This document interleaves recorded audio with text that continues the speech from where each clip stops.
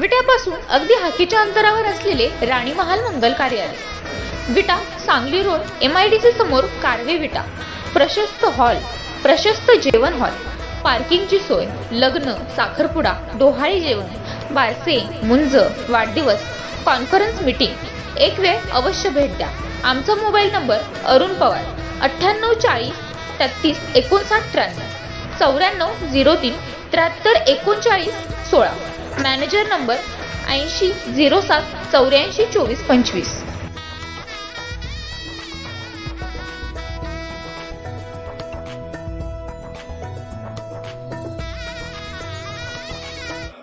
विटा येथे शिवसेनेचे उमेदवार पैलवान चंद्रहर पाटील यांच्या प्रचारार्थ सभा पार पडली. यावेळी शिवसेनेचे राज्य नेते नितीन बानगुडे पाटील तसेच संजय बापू विभूते अँड बाबासाहेब मुळीक, विक्रम आबा वेताळ, विरू फाळके, राज लोखंडे, विकास पवार, सुवर्णा पाटील आदी मान्यवर उपस्थित होते. किरण भगत, जनसुरी न्यूज, विटा.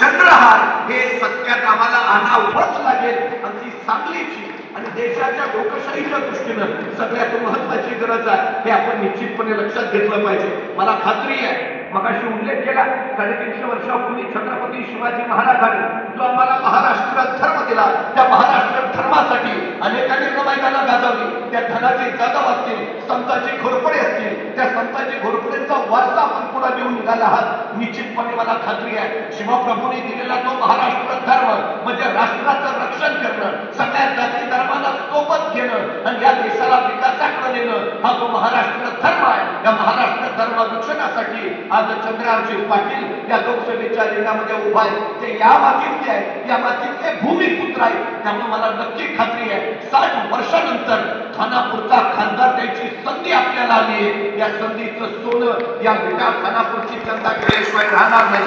त्यामुळे येत्या 7 तारखेला आपण मशाल या चिन्हाचं बटन दाबावं आणि चंद्रहार पाटलांना बहुमतानं विजयी करावं. खरं तर मला निश्चित माहिती आहे की यंदा मशालच पेटणार आहे आणि सरकार बदलणार आहे. त्या दिशेने आपण जाऊया. धन्यवाद.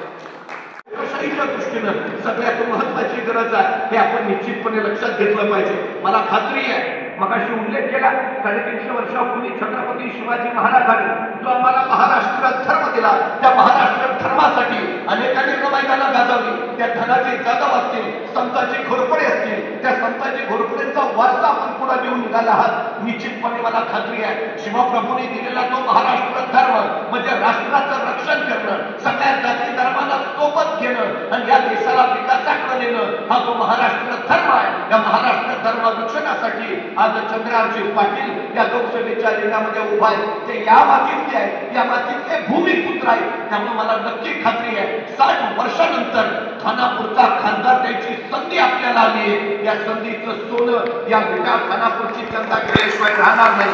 त्यामुळे येत्या 7 तारखेला आपण मशाल या चिन्हाचं बटन दाबावं आणि चंद्रहार पाटलांना बहुमतानं विजयी करावं. खरं तर उमेदवारीला पाठिंबा देण्यासाठी आणि जास्तीत जास्त लोकांपर्यंत पोहोचून जो संभ्रमावस्था निर्माण झालेली आहे, कडेगाव पोलीस असेल किंवा सांगली जिल्ह्यामध्ये असेल, त्यांची संभ्रमावस्था पूर्ण त्यांच्या मनामध्ये काढून महाविकास आघाडी सर्व एकत्र आहे हे सगळं सांगण्यासाठी विश्वजित कदम साहेब आपल्या महाविकास आघाडीचा उमेदवार म्हणून माझ्या प्रचारासाठी आता कडेगाव तालुक्यामधनं शेवटचं 35 गाव करून तिथून निघालेले आहेत. 10 ते 15 मिनिटात इथे पोहोचतील.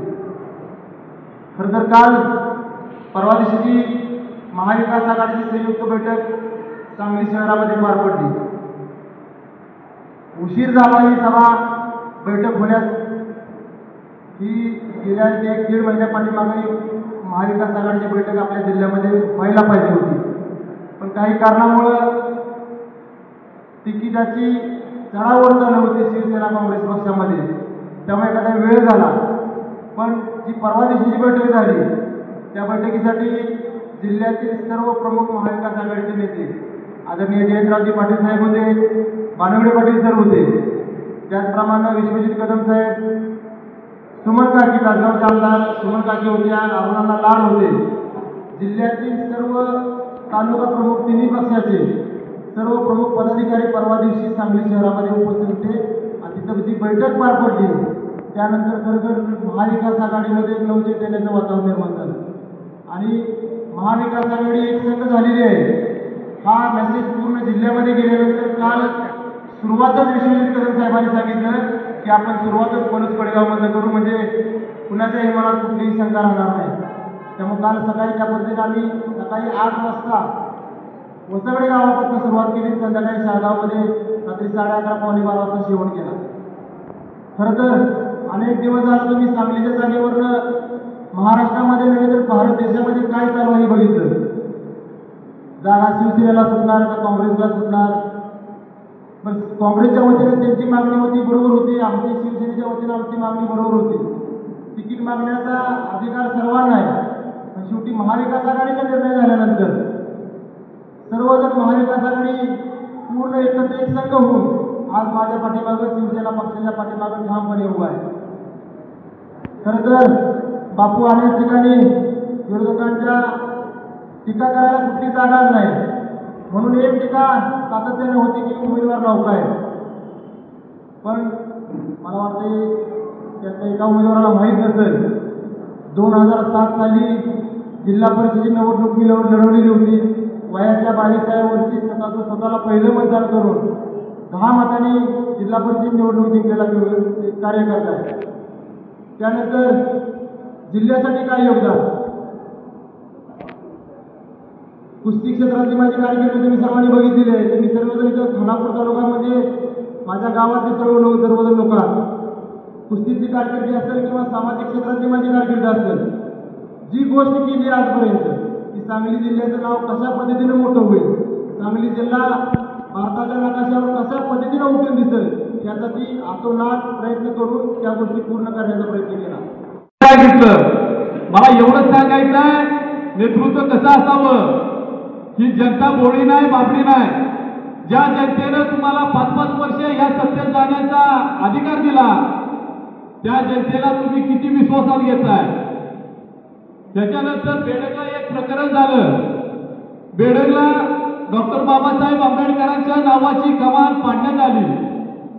त्या प्रकरणी सुद्धा संजय पाटलांनी अतिशय म्हणजे समाज बांधवांना कोणत्याही प्रकारे विचारात न घेता, कोणताही प्रश्न त्यांचा न मांडता अतिशय ते प्रकरण एवढं वाईट आहे. आपण सगळ्या जिल्ह्याने बघितलं.